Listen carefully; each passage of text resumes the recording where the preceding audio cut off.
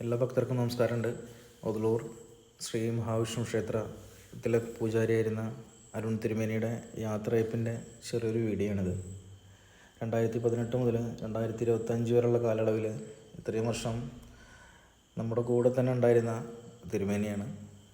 ഭക്തർക്കായാലും ശരി, അമ്പലത്തിനോടായാലും ശരി, ഒരു എന്തെന്ന് പറയാം, നമുക്കൊരു കുറ്റക്കുറവ് കണ്ടെത്താൻ ഇന്നവരെ പറ്റിയിട്ടില്ല. എന്ന് വെച്ച് കഴിഞ്ഞാൽ എല്ലാവർക്കും അത്രയും പ്രിയപ്പെട്ട ഒരാളായിരുന്നു തിരുമേനി പോസ്റ്റ് ഓഫീസിലാണ് ജോലി. ഡൽഹിയിലൊരു എക്സാം ഉണ്ടായിരുന്നു, ഡൽഹിയിലേക്കുള്ള പോസ്റ്റിൻ്റെ. അപ്പോൾ അത് എക്സാം എഴുതി പാസ്സായി തിരുമേനി ഡൽഹിയിലേക്ക് പോവുകയാണ്. അപ്പോൾ അതിൻ്റെ മുന്നോടിയായിട്ടുള്ള ഒരു ചെറിയൊരു യാത്രയപ്പിൻ്റെ വീഡിയോയാണിത്. യാത്രയപ്പിന് കമ്മിറ്റിയുടെ പേരിലും എൻ്റെ വ്യക്തിപരമായ പേരിലും ഞാൻ നന്ദി രേഖപ്പെടുത്തുകയാണ്. സന്തോഷപൂർവ്വം തിരുമേനി യാത്ര അയക്കുകയാണ്. തിരുമേനിനെ 2 വാക്ക് സംസാരിക്കാൻ വേണ്ടിയിട്ട് ക്ഷണിക്കുന്നു. എല്ലാവർക്കും നമസ്കാരം. ഞാൻ എൻ്റെ ജീവിതത്തിൽ ആദ്യമായിട്ടാണ് ഇങ്ങനെ ഒരു 4 ആൾ സംസാരിക്കും. പിന്നെ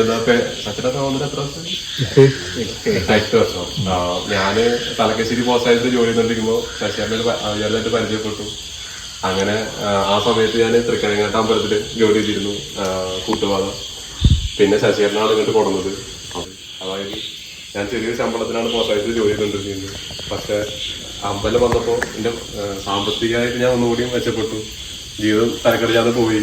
പിന്നെ ഞാൻ പ്രതീക്ഷിക്കാത്ത ഒരുപാട് കാര്യങ്ങൾ, അത് ഗുണങ്ങൾ മാത്രമേ സംഭവിച്ചിട്ടുള്ളൂ. ജീവിതത്തിൽ എനിക്കൊരു വീട്, തലക്കറിയാത്തൊരു വീട്, ഏകദേശം ഒരു 80% പണി കഴിഞ്ഞു. എന്താ പറയുക, അതേമാതിരി ജീവിതത്തിൽ ഒരുപാട് നല്ല നല്ല കാര്യങ്ങൾ എനിക്ക് നടന്നിട്ടുണ്ട്. പക്ഷെ ഇപ്പൊ ഞാൻ ഈ സമയത്ത് നിൽക്കുന്ന സമയത്ത് എനിക്ക് പലതും വിശ്വസിക്കാൻ പോലും പറ്റില്ല. കാരണം ഈ ചുരുങ്ങിയ വരുമാനം കൊണ്ട് ഞാൻ വലിയ ബാധ്യതകളില്ലാതെ ചെറിയൊരു വളർച്ചയ്ക്ക് സംഭവിച്ചിട്ടുണ്ട്.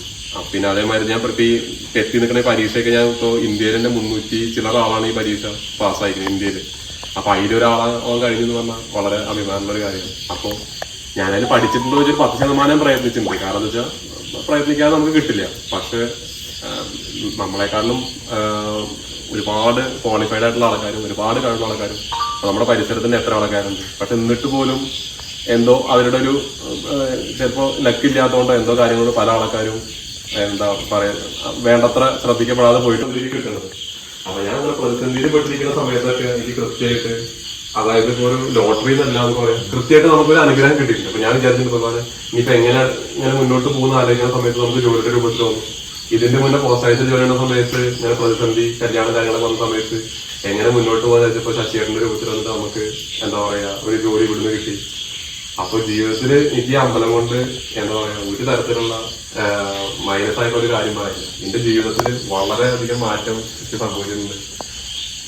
ജീവിതത്തിൽ ഉയർച്ച മാത്രം സംഭവിച്ചിട്ടുണ്ട്. ഇപ്പൊ ഞങ്ങളുടെ വീട്ടിൽ, ഇപ്പൊ എന്റെ വീട്ടില് എല്ലാവരും കഴിയണത് ഇപ്പൊ ഇവിടുത്തും കൂടിയും കിട്ടിയ ശമ്പളത്തിന്റെ അടിസ്ഥാനത്തിലാണ് ഞങ്ങളൊക്കെ ജീവിക്കുന്നത്. അല്ലാതെ ഇപ്പൊ എന്റെ പോസ്റ്റ് ഓഫീസിലെ ജോലി കൊണ്ട് മാത്രമല്ല.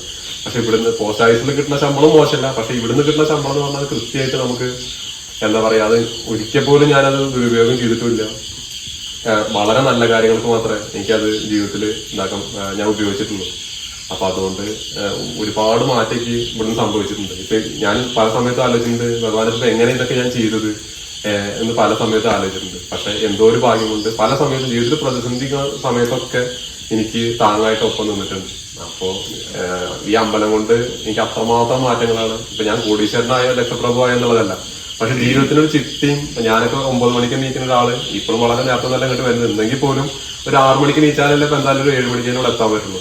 അപ്പൊ സ്വാഭാവികമായിട്ട് നമുക്ക് നിരന്തരമായിട്ട് നമ്മളൊരു ഇത് ചെയ്യുന്നതുകൊണ്ട് നമുക്ക് ഭഗവാന്റെ അടുത്ത് 8 വർഷം ഇരുന്നോണ്ടാവും 1% ഇയാൾ രക്ഷപ്പെട്ടോട്ടെ എന്ന് ചിലപ്പോൾ വിചാരിച്ചിട്ടുണ്ടായിരിക്കും. അപ്പൊ നമുക്ക് ഇന്നെ സംബന്ധിച്ചിട്ട് ഒരു തരത്തിലുള്ള ഈ ഒതലൂർ വന്നതിന് ശേഷം ഇപ്പൊ ഇവിടെ ഇരിക്കുന്ന എല്ലാവരും പുകഴ്ത്തി പറയല്ല, എനിക്ക് എന്താ പറയാ ഇത്രയും ഒരു കമ്മിറ്റിക്കാരാണെങ്കിൽ എന്താണെങ്കിലും ഇത്ര ഐക്യം ഇപ്പൊ പല രാഷ്ട്രീയം എന്തോ ഉണ്ടായിക്കോട്ടെ, ഇനിയിപ്പോ നമ്മുടെ ഏത് രാഷ്ട്രീയമാണെങ്കിൽ പോലും ജനങ്ങളെ ചേർത്ത് നിർത്താനും എനിക്ക് ഇവിടുത്തെ ഒരു ശൈലി എന്ന് പറഞ്ഞാൽ എനിക്ക് വേറെ ഇപ്പൊ എവിടെയും മുന്നേ തൊഴിൽക്കൂടെ തോന്നിയിരുന്നുണ്ട്. പക്ഷെ ഇപ്പൊ തോന്നുന്നില്ല, ഇപ്പൊ അവരൊക്കെ ആകെ ഇതായി.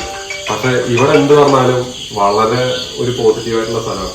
അത് എന്താ പറയാ പറയാതിരിക്കാൻ പറ്റില്ല. കാരണം എന്താ വെച്ചാൽ സ്വാഭാവികമായിട്ടും മനുഷ്യന്മാര് സ്വാഭാവികമായിട്ട് എന്തായാലും പല ഫൈറ്റുകളുണ്ടാവും. പക്ഷെ എന്നാൽ പോലും അങ്ങനെ ചെറിയ ചെറിയ അസ്വാരസ്യങ്ങൾ ഉണ്ടെങ്കിൽ പോലും ഒതലൂർക്കാരൊക്കെ ഒരു പ്രത്യേകത എന്താ വെച്ചാൽ എനിക്ക് തോന്നിക്കുന്നത് എന്ത് രാഷ്ട്രീയത്തിനേക്കാൾ ഉപരി അവർക്ക് ഒന്നും കൂടി ഒരു ലോകം ഉണ്ടെന്ന് എനിക്ക് പലപ്പോഴും തോന്നിയിട്ടുണ്ട്. എനിക്ക് വേറെ അവിടെ പോയി എന്റെ നാട്ടിലൊക്കെ പറഞ്ഞാൽ UDF ഒരുമിച്ച്, ഇടതുപക്ഷക്കാർ ഒരുമിച്ച്, BJP ഒരുമിച്ച്, മറ്റു ആൾക്കാർ അങ്ങനെയൊക്കെ. പക്ഷെ ഇവിടെ കൃത്യമായിട്ട് അവിടത്തേക്കാളും കൃത്യമായിട്ടുള്ള രാഷ്ട്രീയം കാര്യങ്ങൾ ഉണ്ടെങ്കിൽ പോലും പല കാര്യത്തിനും എല്ലാവരും ഒരുമിച്ചാണ്. അപ്പോൾ അതിക്ക് ഈ നാടിനെ സംബന്ധിച്ച് വളരെ അഭിമാനമായിട്ട് തോന്നുന്ന കാര്യമാണ്.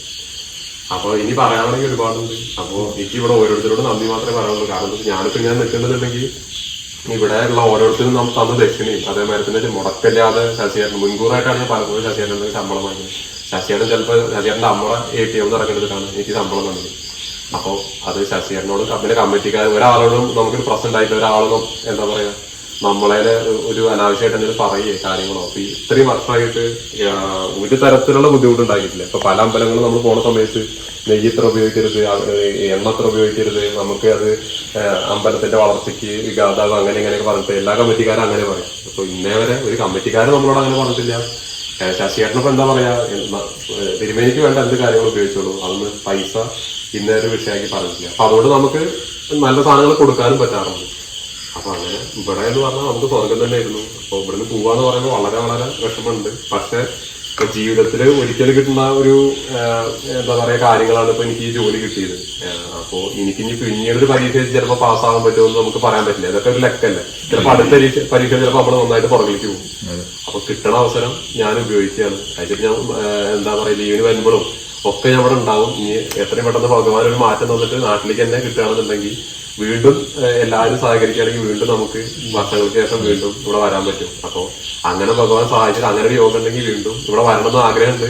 എന്തായാലും അമ്പലം അഭിവൃദ്ധി ഉണ്ടാവട്ടെ. ഇനി വരണ ആള് എന്താ പറയാ നല്ലൊരു സത്യസന്ധനാവണം. അതേമാതിരി എന്താ പറയാ അമ്പലത്തിന് ഈ വെറും ദക്ഷിണ പൈസ അതിനേക്കാൾ ഉപരി നമ്മുടെ അമ്പലം നന്നാവണം. ഇവിടുന്ന് കൊടുക്കുന്ന ഓരോ സാധനങ്ങളും സത്യസന്ധമായിട്ട് മായില്ലാത്ത രീതിയിൽ നമ്മളിപ്പോ ഉണ്ടാക്കുന്ന സാധനം നല്ല ഓരോ ഉൽപ്പന്നം എന്നാൽ പോലും വളരെ നമ്മുടെ വീട്ടിൽ നമ്മുടെ കുട്ടികൾ കഴിക്കുന്ന മാതിരി നമ്മുടെ കുട്ടികൾക്ക് ധൈര്യത്തിൽ കൊടുക്കാൻ പറ്റുന്ന ഒരു പ്രൊഡക്റ്റ് നമുക്ക് ഇവിടുന്ന് കൊടുക്കാവൂ. അല്ലാതെ എന്തെങ്കിലും ഇതാക്കിയിട്ടുള്ള ഒരു സാധനം അങ്ങനെ പുറത്തേക്ക് വിടരുത്. നമ്മുടെ ഇപ്പൊ ഇന്റെ കുട്ടിയാണെങ്കിലും ഇപ്പൊ ഒരു പായസം വെച്ചാൽ ഇന്റെ കുട്ടിക്കും കഴിക്കാൻ പറ്റണം. അതായത് ഇന്റെ കുട്ടീനെ ഒഴിവാക്കിയിട്ട് മറ്റേ കുട്ടികൾ കഴിക്കട്ടെ എന്ന് പറ്റില്ല. അതായത് ഇന്റെ കുട്ടിക്ക് കൂടി കഴിക്കാൻ പറ്റിയ തരത്തിലാണ്. അതായത് വളരെ സുതാര്യമായിട്ട് വേണം കാര്യങ്ങൾ മുന്നോട്ട് പോകും. അപ്പൊ ശശിയേട്ടൻ അത് കൃത്യമായിട്ട് നോക്കിയിട്ട് ഒരു തരത്തിലുള്ള ഭരണ ആൾക്കാരും ഒരു തരത്തിലുള്ള ഉടായ്പകളും നമ്മൾ വെച്ച് ഉറപ്പിക്കുന്നത് വളരെ സത്യസന്ധമായിട്ട് അവരോട് ഇടപഴകുക. അവരും വളരെ കറക്റ്റ് ആവണം. കറക്റ്റായാൽ മാത്രമേ നമുക്കും എന്താ പറയാ നമ്മള് ഡിസിപ്ലിൻഡ് ആയാൽ മാത്രമേ നമുക്ക് വളർത്തുണ്ടാവുള്ളൂ. അപ്പൊ വരുന്ന ആള് വളരെ നീറ്റാണ് സംസാരിച്ചപ്പോ. എന്തായാലും അദ്ദേഹം എന്താ പറയാ ജന്മം കൊണ്ട് തന്നെ ബ്രാഹ്മണനാണ്. നമ്മളെക്കാരണം അയാൾ ജനിച്ചതേ ബ്രാഹ്മണനായിട്ടാണ്. അപ്പൊ നല്ല കഴിവുള്ള ആളാണെന്ന് വിചാരിക്കണം. എന്തായാലും അദ്ദേഹം ആത്മാർത്ഥമായിട്ട് നമ്മളെക്കാളും നല്ല രീതിയിൽ അമ്പലം കൊണ്ടുപോകട്ടെ. അങ്ങനെ എല്ലാവരും ഹാപ്പി ആവട്ടെ. അങ്ങനെ പറയുകയാണെങ്കിൽ ദിവസങ്ങളും പറയാം. എല്ലാവരോടും നന്ദിയുണ്ട്. കാരണം എന്താ വെച്ചാൽ ഒരാളെയും മറക്കാൻ പറ്റില്ല. എന്താ വെച്ചാൽ ഒരു ഘട്ടത്തിലും നമ്മളെ ഇതേവരെ ഒരാൾ വാക്കോട് പോലും വിഷമിപ്പിച്ചില്ല. എന്റെ ഭാഗത്ത് എന്തെങ്കിലും തരത്തില് നമ്മളിപ്പോ മനുഷ്യന്മാരല്ല, സ്വാഭാവികമായിട്ട് നമ്മളിപ്പോ സെൻസർ ചെയ്തിട്ടുള്ള സംസാരിക്കുന്നത്. ചിലപ്പോഴൊക്കെ എന്തെങ്കിലുമൊക്കെ അറിയാതെ നമുക്കറിയില്ല. അങ്ങനെ വന്നു പോയിട്ടുണ്ടെങ്കിൽ എല്ലാവരും ക്ഷമിക്കണം. അത് നമ്മൾ അറിയില്ല കൊണ്ട് പറഞ്ഞതാണ്. അപ്പൊ അതുകൊണ്ട് എല്ലാവരും ക്ഷമിക്കണം. എന്തെങ്കിലും തെറ്റുകുറ്റങ്ങളൊക്കെ സംഭവിച്ചിട്ടുണ്ടെങ്കിൽ എല്ലാവരും ക്ഷമിക്കണം. ഇതിപ്പോ ഭഗവാന്റെ മുൻപത്തിലാണ് പറഞ്ഞത്. ഇനിയൊന്നും പ്രത്യേകിച്ചൊന്നും പറയാനില്ല. എല്ലാവരും സന്തോഷമായിട്ട് ഇനി മുന്നോട്ട് അപ്പൊ ട്രാൻസ്ഫർ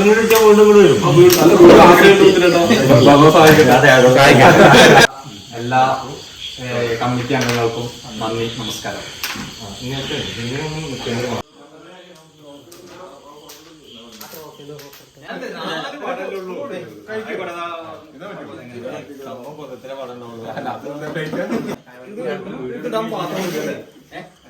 കറി